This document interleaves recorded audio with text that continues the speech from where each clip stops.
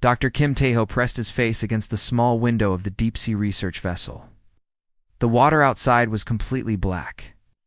They were now 7 miles below the ocean surface, deeper than any human had gone before in this part of the Pacific. The pressure outside could crush a normal submarine like a tin can, but their new research vessel was built to handle it. "We're getting some strange readings down here," said Lee Dobbin from her position at the sonar controls. She was the team's best marine engineer, and she looked worried. "There's something big on the ocean floor. Really big." Lieutenant Commander Park Ji-won moved over to look at the screen. It was supposed to be their military protection, but there wasn't much that could threaten them this deep in the ocean. At least that's what he had thought before today. "How big are we talking about?" Dr. Kim asked, moving away from the window. "About the size of 3 football fields put together," Dobbin replied, "and it's made of metal.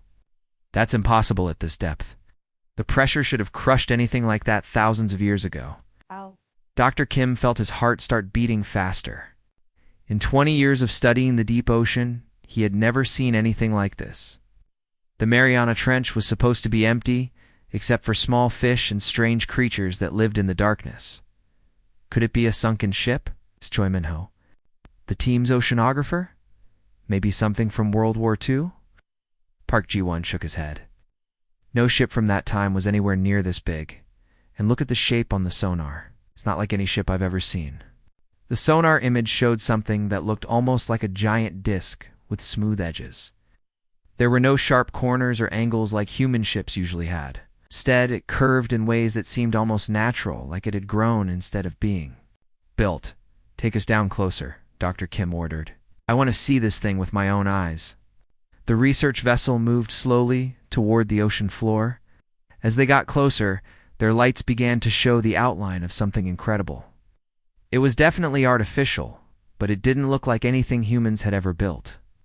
The metal surface was smooth and seemed to shine even in the darkness of the deep ocean. "My God," whispered Dobbin. "Look at that metal. It's not rusted at all. It should be completely covered in rust and sea life after being down here, but it looks brand new." Park Ji-won was studying the readings on his instruments. The electromagnetic sensors are going crazy. This thing is giving off some kind of energy signature. It's very weak, but it's definitely there. Energy signature? Dr. Kim moved to look at the readings. "You mean it's still active after all this time? It looks that way. Whatever this thing is, it's not completely dead." The research vessel landed softly on the ocean floor about 50 meters away from the strange object. Through the lights, they could see that the metal surface had patterns on it. It's not random patterns, but organized lines and shapes that clearly meant something. "Those look like symbols," said Choi Min-ho. "Like some kind of writing, but not any writing I've ever seen." Dr. Kim put on his deep-sea diving suit. "I'm going out there to take a closer look." "Sir, that might not be safe," Park Ji-won warned. "We don't know what this thing is or where it came from. It's exactly why I need to look at it," Dr. Kim replied. "This could be the most important discovery in human history." The water outside was cold and completely black except for the lights from their vessel. Dr. Kim swam slowly toward the mysterious object, his heart pounding with excitement and fear. As he got closer, he could see that the symbols on the surface were actually glowing with a very faint blue light. "Can you guys see this?" he said into his radio. "The symbols are giving off light." "We can see it on our cameras," Dobbin replied. "It's beautiful, but also very strange." Dr. Kim reached out and touched the surface of the object. The metal felt warm, which was impossible at this depth and temperature. As soon as he touched it, the blue glow got a little brighter. "It's responding to my touch," he said with amazement. "The light is getting stronger. Get back to the vessel now," Park Ji-won ordered. "We need to think about this carefully before we do anything else." But Dr. Kim was already moving along the surface of the object, looking for any kind of opening or entrance. After several minutes of searching, he found what looked like a doorway, but it was sealed shut. "There's some kind of entrance here," he reported, "but I can't figure out how to open it." Dobbin was watching everything through the cameras. "Try pressing on those symbols next to the door. Maybe there's some kind of control panel." Dr. Kim pressed his hand against a group of symbols that seemed different from the others. Suddenly, the door began to open with a sound that could be heard even underwater. Bright light poured out from inside the object. "The door is opening!" Dr. Kim shouted into his radio. "There's light coming from inside, and I can see some kind of corridor." "Not go inside," Park Ji-won ordered. "We need to report this to headquarters first." But Dr. Kim was already looking through the open doorway. The corridor inside was filled with breathable air instead of water. The walls were covered with more glowing symbols, and he could see that the corridor went deep into the object. "This is incredible," he said. "It's like a spaceship or something. But how did it get to the bottom of our ocean?" "A spaceship?" Choi Minho asked. "You mean like from another planet?" "I don't know what else it could be," Dr. Kim replied. "The technology is clearly not from Earth." Park Ji-won was already sending an emergency message to Seoul. This discovery was too important and too dangerous to handle with just their small team. They would need help from experts all over the world. "We're going to need a much bigger team," he said. "And we're going to need to keep this secret until we understand what we're dealing with." Dr. Kim took one last look at the open doorway before swimming back to their vessel. Inside that mysterious object could be technology that would change everything for humanity, but it could also be very dangerous. As their research vessel began to rise back toward the surface, all 4 team members knew that their lives had just changed forever. They'd found something that wasn't supposed to exist in Earth's oceans. Something that suggested humans were not alone in the universe. The question now was, what were they going to do about it? 3 weeks had passed since the discovery of the strange object on the ocean floor. Dr. Kim Tae-ho stood on the deck of a much larger research ship, watching teams of workers set up equipment all around him. The small research vessel they had, used before now, looked like a toy compared to this massive floating laboratory. The Korean government had moved quickly after receiving Park Ji-won's emergency report. Within days, the area had been declared a restricted military zone. Ships from several countries tried to get close, but Korean naval vessels kept them away. The discovery was too important to share with anyone else yet. The temporary research station is almost ready, said Captain Lee Dong-woo, the new commanding officer of the operation.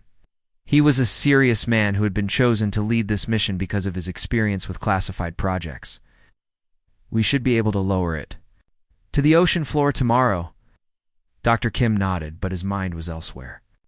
For 3 weeks, he had been thinking about that glowing doorway and what might be inside the mysterious object. Every night, he dreamed about walking through those corridors filled with alien symbols. "Sir, we have the new team members arriving."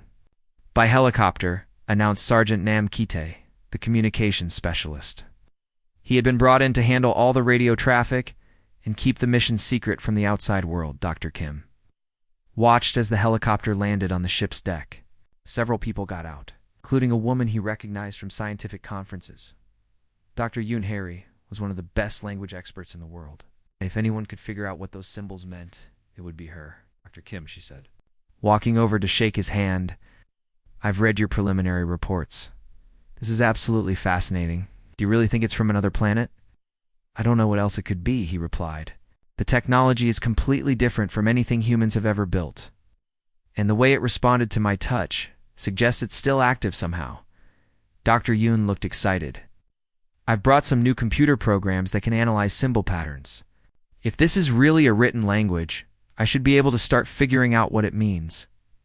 Over the next few days, the research station was lowered to the ocean floor and positioned right next to the alien object. It was like a small underwater city, with laboratories, living quarters, and communication equipment. Teams of scientists and engineers worked around the clock to study the mysterious vessel. Dr. Yoon spent most of her time looking at photographs of the symbols on the object's surface. She had covered the walls of her laboratory with pictures, trying to find patterns. "In the alien writing? It's definitely a mathematical language," she told Dr. Kim during one of their meetings. "The symbols seem to represent numbers and basic concepts like addition and subtraction, but there are other symbols that are much more complex." "Can you translate any of it?" Dr. Kim asked. "Not yet, but I'm starting to understand how it works. It's actually quite beautiful."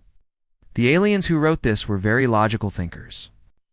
Meanwhile, Sergeant Nam Kite was having his own discoveries. He had been monitoring all the electronic equipment around the alien vessel, and he noticed something strange. "The object is definitely sending out some kind of signal," he reported. "To Captain Lee Dong-woo. It's very weak, but it's there, and it gets stronger whenever someone touches the surface." "What kind of signal?" the captain asked. "I'm not sure. It's not like any radio signal I've ever seen. It's more like the object is trying to communicate with something, but I can't figure out what." The breakthrough came on the 10th day of the expanded operation. Dr. Kim was inside the research station, preparing for another dive to the alien vessel, when Sergeant Nam Ki-tae came running into the room. "Sir, you need to see this right away," he said, clearly excited. "Lieutenant Commander Park is down at the vessel, and something incredible is happening." Dr. Kim quickly put on his diving suit and went down to the ocean floor. When he reached the alien vessel, he found Park Ji-won standing next to what looked like a control panel. The symbols on the panel were glowing much brighter than usual. "What did you do?" Dr. Kim asked through his radio. "Just put my hand on this section here," Park Ji-won replied, pointing to a group of symbols. "As soon as I touched it, the whole panel lit up. And look at this. Above the control panel, the air began to shimmer. Suddenly, pictures made of light appeared in the water. They showed the inside of the alien vessel, with corridors and rooms that seemed to go on forever. "It's some kind of holographic display," Dr. Kim said with amazement. "The vessel is showing us what's inside." The light pictures changed, showing different parts of the alien ship. There were huge rooms filled with strange equipment, corridors that seemed to curve in impossible ways, and chambers that looked like they were designed for beings much taller than humans. "This is incredible," said Park Ji-won. "It's like the ship is trying to give us a tour." Back at the research station, Dr. Yoon was watching everything through the cameras. "The symbols on the control panel are changing," she announced over the radio. "It's like the ship is writing new messages." "Can you read what it says?" Dr. Kim asked. "I'm trying, but it's happening too fast." "Wait, there's something here. The ship is showing us symbols that represent numbers. It's counting something." "Counting what?" "I think it's counting us. The number of humans who have touched the vessel." Captain Lee Dong-woo was listening to everything from the command center on the surface ship. He immediately sent an encrypted message to Seoul, reporting the new developments. The alien vessel was not just a dead object on the ocean floor. It was actively responding to human contact. "We need more experts down here," he told his communications officer. "This is bigger than we thought." Within hours, new orders came from the Korean government. The operation was being classified at the highest level of secrecy. No information about the alien vessel could be shared with other countries without direct approval from the president. Dr. Kim continued to study the holographic displays, trying to understand what the alien ship was showing them. The images seemed to be some kind of instruction manual, showing how different parts of the vessel worked. "It's like the ship wants us to understand it," he said to Park Ji-won. "But why? If this is really from another planet, why would it want to help us?" "Maybe it's been waiting for someone to find it," Park Ji-won suggested. "Maybe it was left here on purpose." The day ended, and the research teams prepared to return to the surface. Dr. Kim took one last look at the alien vessel. On its surface were still glowing softly, and he could see that the holographic displays were still active. Tomorrow, they would begin the process of trying to enter the vessel safely. But tonight, he couldn't shake the feeling that they were being watched by something far more intelligent than they had ever imagined. The alien ship was not just responding to their presence. It was learning from them, adapting to their touch, and preparing to reveal secrets that could change the course of human history forever. Oh Sung-woo arrived at the research site on a cold Monday morning, carrying 3 large cases of computer equipment. He was Korea's best systems analyst, and he had been working on classified government projects for 15 years. But nothing had prepared him for what he saw when he first looked at the alien vessel through the underwater cameras. "This is impossible," he said to Dr. Kim Tae-ho as they watched the holographic displays floating above the alien control panel. "The technology is operating on principles that don't exist in any of our science books." Dr. Kim nodded. "That's why we need you here. We can touch the controls and make things happen, but we don't understand how any of it works."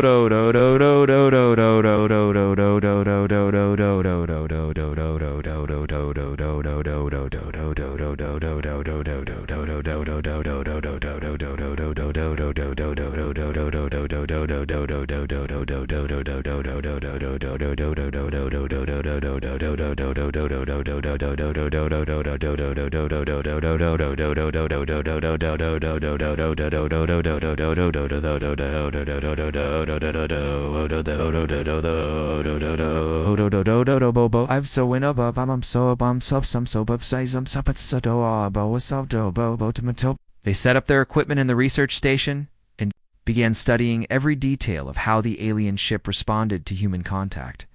What they discovered amazed them.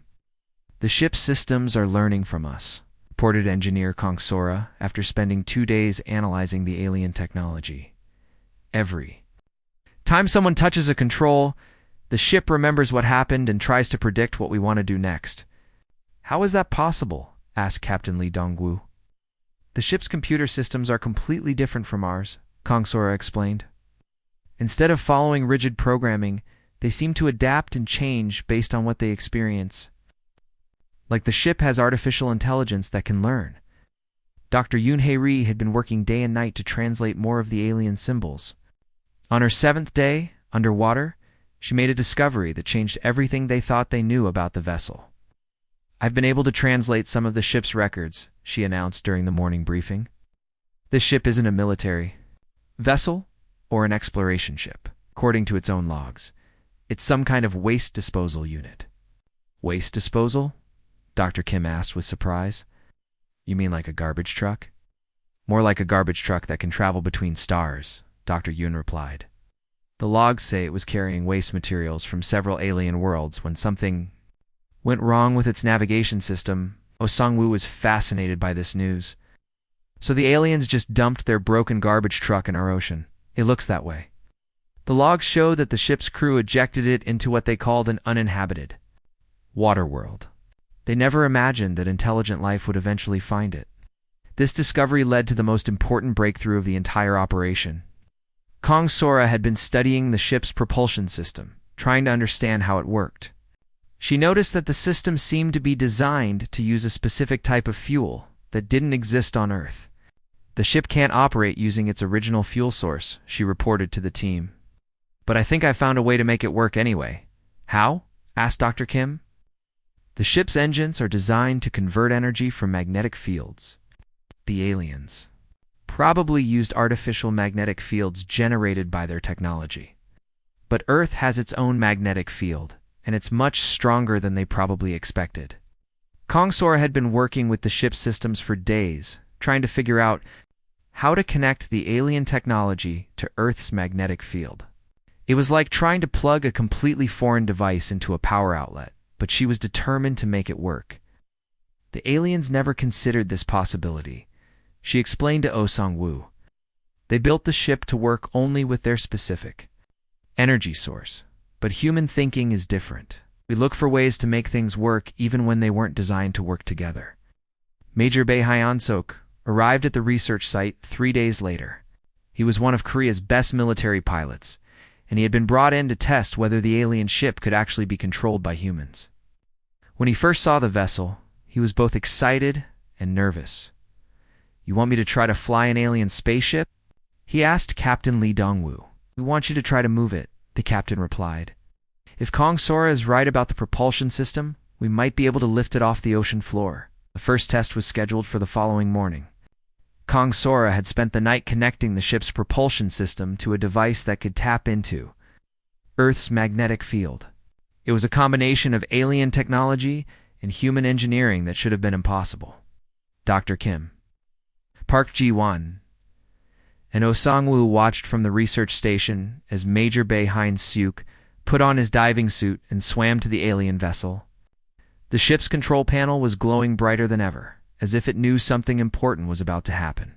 I'm at the controls, Major Bae reported through his radio. The symbols are changing as I touch them. It's like the ship is trying to teach me how to operate it. Be very careful, Captain Lee Dongwu warned from the surface. We don't know. What will happen if you activate the propulsion system? Major Bay placed his hands on the control panel, following the instructions that Kang Sora had given him. The ship's holographic displays immediately showed him images of the propulsion system starting up. The symbols on the control panel began to pulse in rhythm with his heartbeat. "Something is happening," he announced. "I can feel vibrations coming." From deep inside the ship, suddenly, the entire alien vessel began to glow with a soft blue light. The research station's instruments went crazy as massive amounts of energy flowed through the ship's systems. For the first time in thousands of years, the alien vessel was coming back to life. "The ship is lifting off the ocean floor," Oh Sang-woo shouted with excitement. "It's actually working." The massive vessel rose slowly from the ocean floor, moving with grace that seemed impossible for something so large. Sediment and debris that had accumulated over centuries fell away from its hull as it ascended toward the surface. "This is incredible," Dr. Kim said, watching through the research station's cameras. "We're actually controlling alien technology." The ship rose higher. Its systems began to activate in ways that surprised everyone. The alien artificial intelligence, which had been dormant for so long, started to wake up fully. It began to analyze the humans who had brought it back to life. Learning from their actions and adapting to their way of thinking, the ship's computer systems are rewriting themselves, Kang Sora reported. They're incorporating human logic into their programming. It's like the ship is becoming part human and part alien. Major Bae Hyun-seok found that he could control the ship's movement by simply thinking about where he wanted it to go. The alien technology was responding to human intuition in ways its original creators never intended. "I can sense what the ship wants to do," he reported. "It's like we're working together instead of me just operating a machine." Dr. Yoon made another important discovery while studying the ship's newly activated systems. The ship's records show locations of other vessels like this one scattered across the galaxy. They're all calling out to each other, but they've been silent for a very long time. "How many other ships are there?" Dr. Kim asked. "Hundreds? Maybe thousands?" The aliens seem to have been disposing of their waste technology all over the galaxy. For millions of years, the day ended and the alien vessel hovered 50 feet above the ocean floor. The research team realized they had accomplished something that should have been impossible. They had taken advanced alien technology and made it work using human creativity and Earth's natural resources. "We're not just studying this ship anymore," Captain Lee Dong-woo said as he watched the vessel glow in the darkness of the deep ocean. "We're partners with it. Tomorrow, we're going to find out what else it can do." The alien ship had been transformed from a piece of discarded waste into a powerful tool under human control. But more importantly, it had shown that human ingenuity could overcome any obstacle, even technology from the stars. The morning sun was just beginning to shine on the ocean's surface. When the alien vessel broke through the water for the first time in thousands of years, Major Bae Hyun-seok stood at the ship's controls, his heart pounding as he watched the massive hull rise from the depths like a technological mountain emerging from the sea. "Surface breach confirmed," announced Sergeant Nam Ki-tae from the command ship. "The vessel is fully above water and holding steady." Dr. Kim Tae-ho watched in amazement as water poured off the ship's hull. The alien metal seemed to change colors. As sunlight hit it for the first time, shifting from dark blue to bright silver, the surface appeared to be alive, rippling and adjusting, as if the ship was stretching after a long sleep. "The hull is changing," reported engineer Kang Sora from her monitoring station. "It looks like some kind of adaptive camouflage system is activating. The ship is responding to sunlight." Captain Lee Dong-woo was already on the radio with Seoul, trying to explain what was happening to government officials who could barely believe the reports they were receiving. Within minutes, he received new orders that changed everything about their mission. All international shipping traffic is being redirected away from this area, he announced to the research team. The government is declaring this a special military zone. No foreign vessels are allowed within 50 miles of our position. Admiral Seo Ji-hoon arrived by helicopter 2 hours later, accompanied by a team of military advisors and government officials. He was a veteran naval officer who had seen many unusual situations during his career. But nothing had prepared him for the sight of an alien spaceship floating on the ocean's surface. "This changes everything," he said to Captain Lee Dong-woo, as they stood on the deck of the command ship. Every major military power in the world is watching us through satellites. They know something big is happening here. What are our orders? Sir? Captain Lee asked. Keep the vessel under Korean control at all costs. Our scientists made first contact, so this technology belongs to us. But be prepared for other countries to challenge that claim. Meanwhile, engineer Park Soo-jin was making an incredible discovery inside the alien vessel. She had been studying the ship's internal systems and found something that amazed her. The ship has manufacturing capabilities, she reported to Dr. Kim. There are machines inside that can build new equipment using raw materials from the ocean. It's like a floating factory. What kind of equipment can it build? Dr. Kim asked. I'm not sure yet, but the manufacturing systems seem to be adapting to human needs.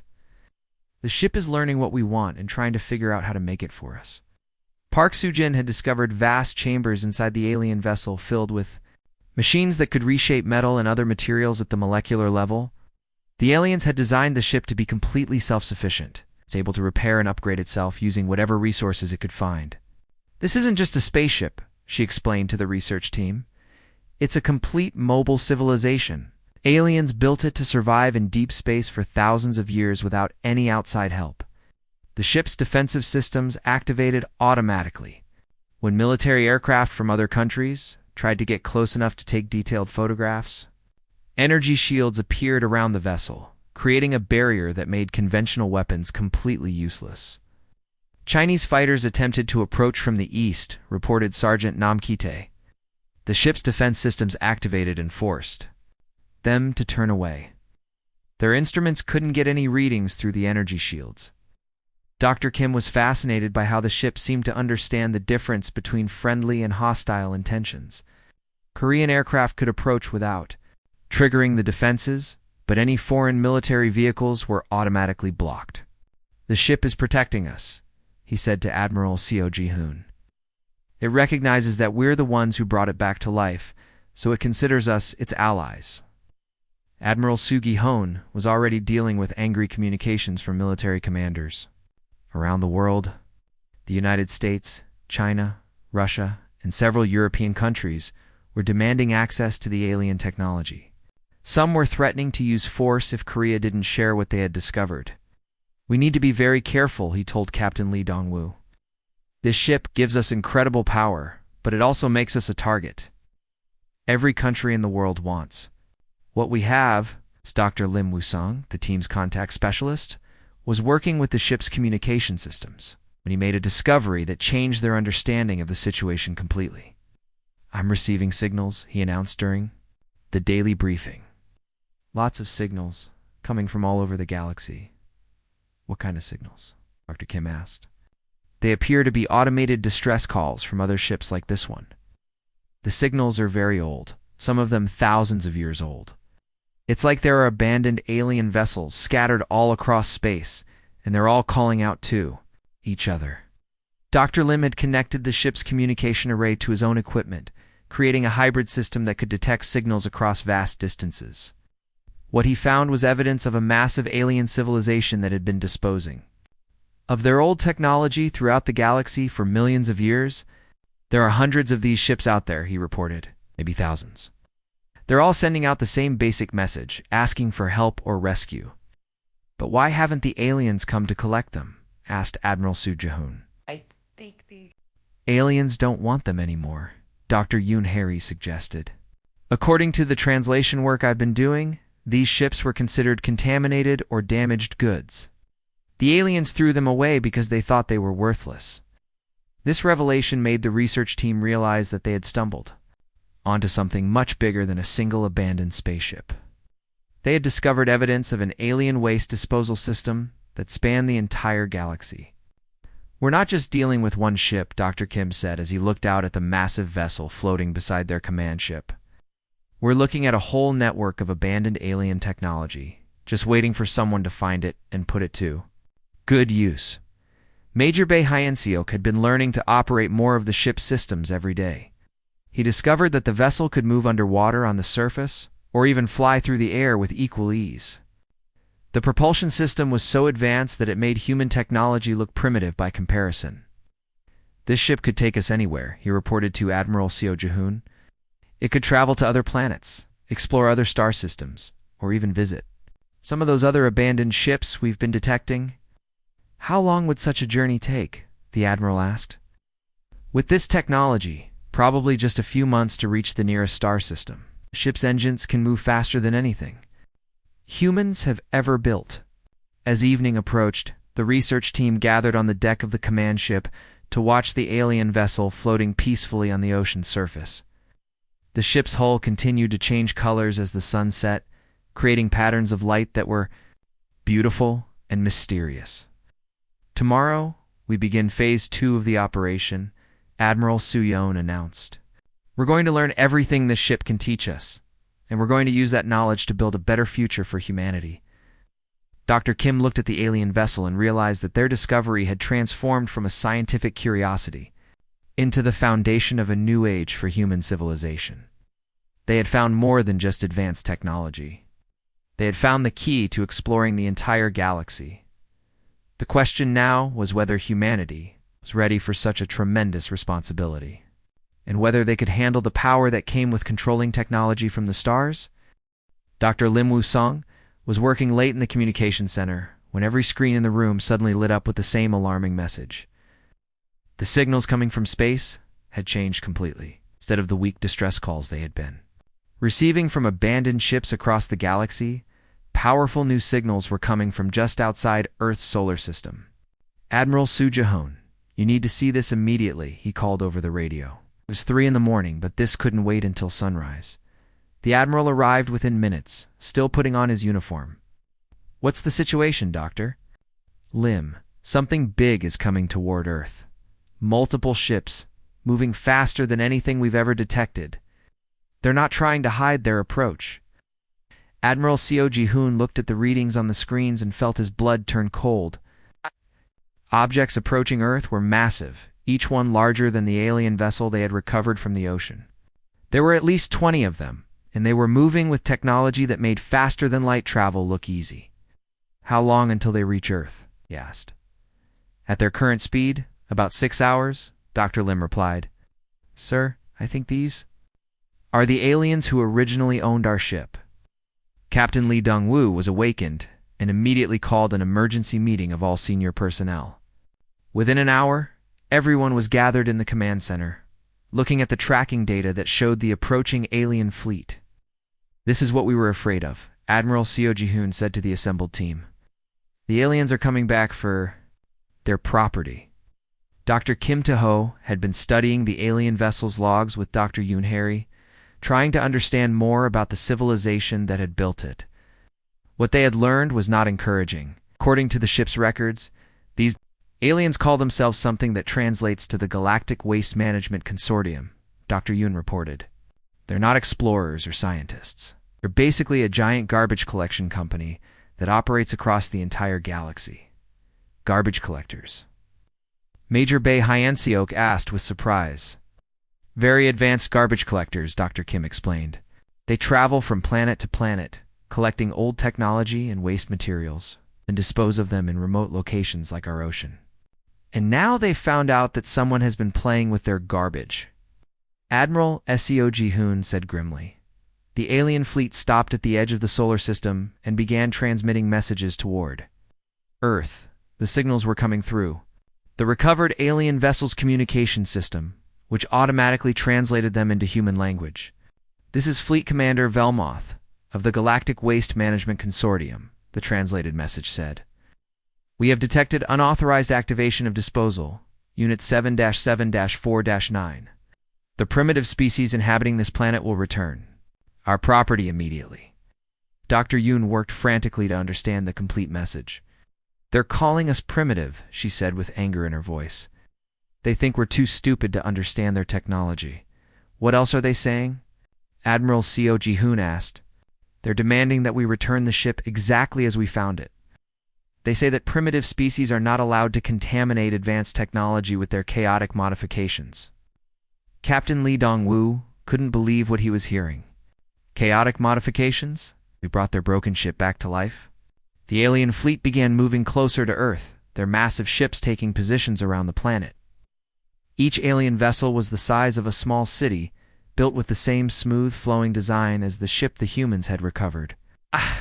They're surrounding us, reported Sergeant Namkite from his monitoring station. 24 ships in total, positioned at strategic points around Earth. Admiral Seo Ji-hoon opened a communication channel to Seoul and Washington, informing both governments that Earth was now facing its first alien contact situation. The response was immediate and decisive. "Do not surrender the vessel under any circumstances," came the reply from the Korean president. "That technology represents the future of human civilization." Dr. Kim was in the alien vessel with Major Bae Hyun-seok when the ship's internal systems began showing new displays. The recovered vessel was automatically connecting to the communication networks of the alien fleet. "I can see inside their ships," Major Bae reported with amazement. "Odd.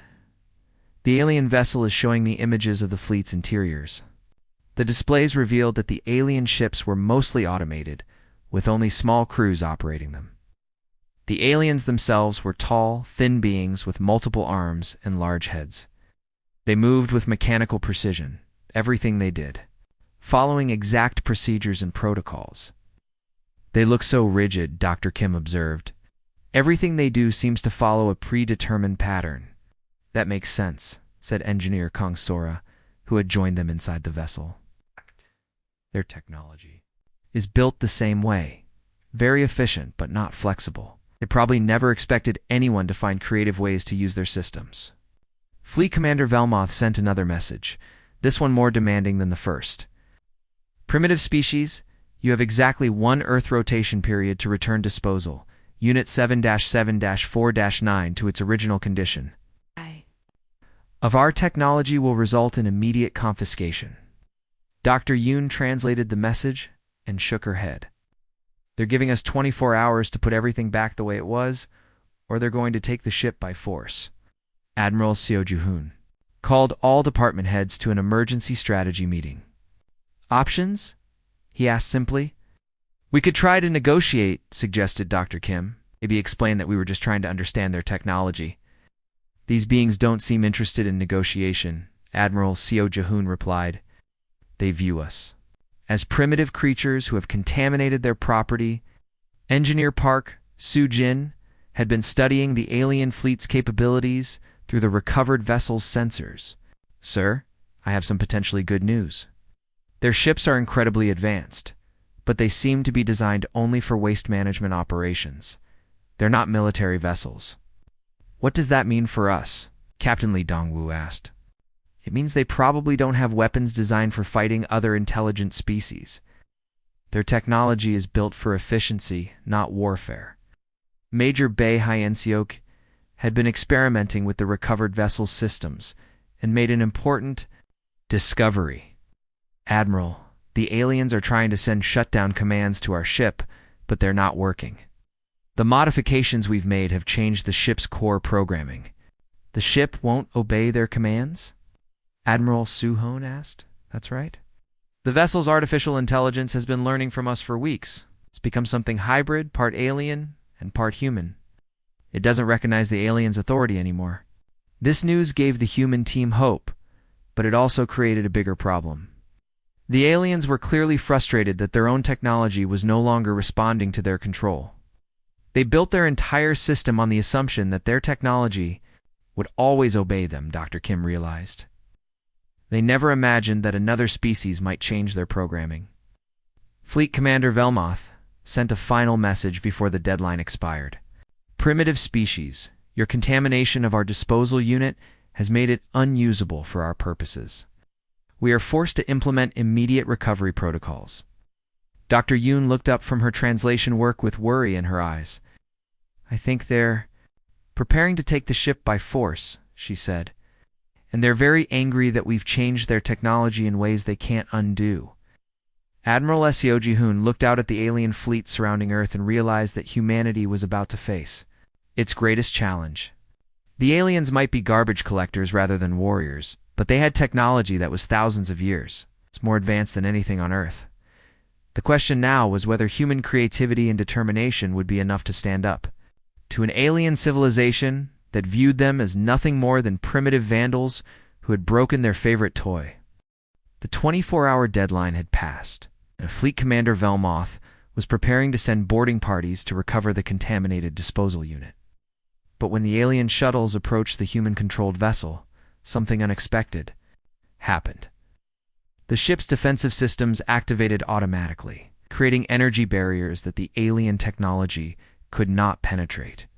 Impossible, Velmoth transmitted to his fleet. The disposal unit is rejecting our access codes. How can primitive technology override our advanced systems?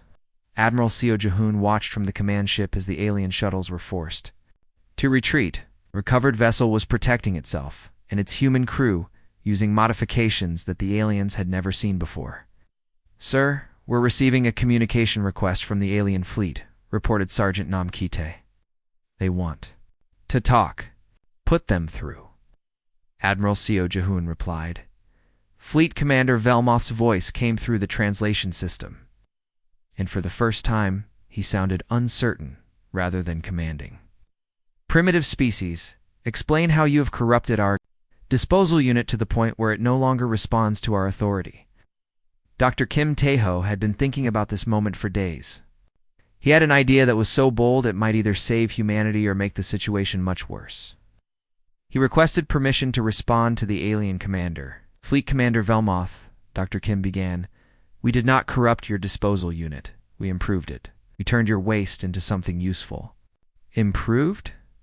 Velmoth's translated voice showed confusion. "Disposal units cannot be improved. They are designed for single-purpose waste management operations." "That's where you're wrong," Dr. Kim continued. "Your disposal unit is now capable of environmental restoration, deep space exploration, and advanced manufacturing. We didn't break it. We made it better." There was a long silence from the alien fleet. Ali Velmoth responded, "Primitive species, your statement contains logical errors. Waste cannot be made better. Waste is disposed of because it has no further value." Engineer Kung Sora had joined the conversation from inside the alien vessel. "Commander Velmoth, would you like us to demonstrate what your disposal unit can do now? Demonstration is unnecessary. Turn our property immediately." "We have a better idea," Dr. Kim said, taking a deep breath before making the most audacious proposal in human history. "About we take over your waste management operations for the entire galaxy." The silence from the alien fleet lasted so long that the humans began to wonder if their communication system had stopped working. When Velmoth finally responded, his voice carried emotions that the translation system struggled to interpret. "You wish to assume responsibility for galactic waste management? This is beyond primitive thinking. This is incomprehensible." Admiral Seo Ji-hoon stepped forward to support Dr. Kim's proposal. "Commander Velmoth, your civilization views certain technology as waste because it no longer serves your purposes. But we can take that same technology and transform it into tools for developing civilizations throughout the galaxy." "Impossible. Waste is waste. It cannot be transformed." Engineer Park Soo-jin activated the vessel's manufacturing systems to provide a demonstration. "Watch your sensors, Commander. We're going to show you what we can do with your waste." The alien vessel began processing tons of polluted water from Earth's oceans, using its advanced systems to separate harmful chemicals and convert them into useful materials. At the same time, the ship's manufacturing systems created new equipment, designed specifically for ocean cleanup operations. "Your disposal unit is healing your planet's water systems," Velmoth observed with obvious surprise. "This function was not included in the original design specifications. That's because we added it," Kung Sora explained. "We took your waste disposal technology and turned it into an environmental restoration system. Your garbage became our solution to pollution." Dr. Yoon Harry had been monitoring communications between the ships and the alien fleet. "Admiral, they're having intense discussions among themselves. I'm picking up fragments of their conversations, and they sound very confused." Major Bae Hyun-suk was demonstrating the vessel's enhanced capabilities by flying complex maneuvers that the original alien design had never been intended to perform. "Commander Velmoth, this disposal unit can now travel between star systems in weeks instead of months. We improved the propulsion system by connecting it to natural magnetic fields. Magnetic field propulsion was considered impossible by our engineers, Velmoth replied. How did a primitive species achieve what we could not? We think differently than you do, Dr. Kim explained. Where you see limitations, we see possibilities. Where you see waste, we see opportunity. The alien fleet moved into a defensive formation while Velmoth consulted with his superiors. Hours passed before he contacted the humans again. Primitive species, the Galactic Waste Management Consortium has reviewed your proposal. We find it difficult to comprehend how beings with such limited technology could manage galactic waste. Operations. Captain Lee Dong-woo had been preparing for this response. Commander, we don't need to manage your entire operation immediately. Let us prove ourselves with a trial period. Give us the locations of a few disposal sites, and we'll show you what human ingenuity can accomplish. At you. And what would you want? In return for this service, Admiral Seo Ji-hoon smiled. This was the opening they had been hoping for. We want access to your disposal technology, not your advanced ships or weapons, just the things you're throwing away. One civilization's trash becomes another civilization's treasure. Velmoth took even longer to respond this time.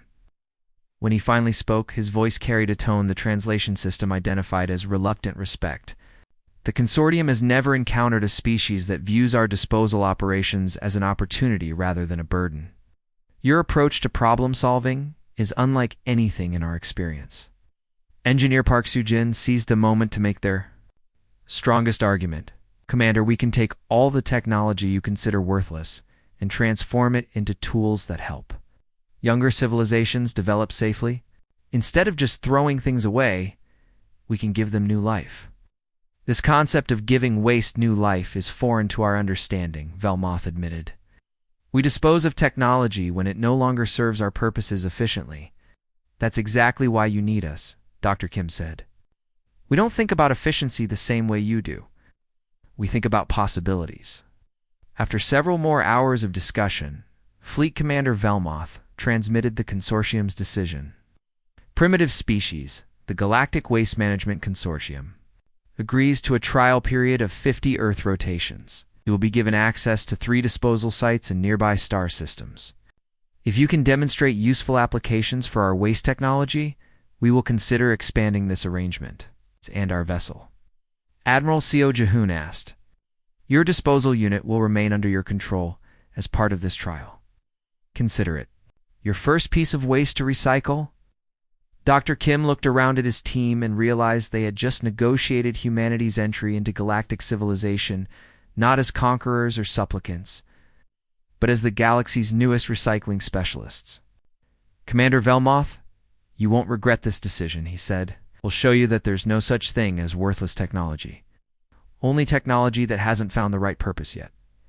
As the alien fleet prepared to depart, Captain Lee Dong-woo stood on the bridge of humanity's first interstellar vessel. They hadn't conquered advanced alien technology through force or theft. They had earned it by proving that human creativity could find value in what others considered garbage. The stars were calling, and humanity was ready to answer. Not as warriors or explorers, but as the galaxy's most innovative waste management. Specialists ready to turn cosmic trash into the foundation of human expansion among the stars.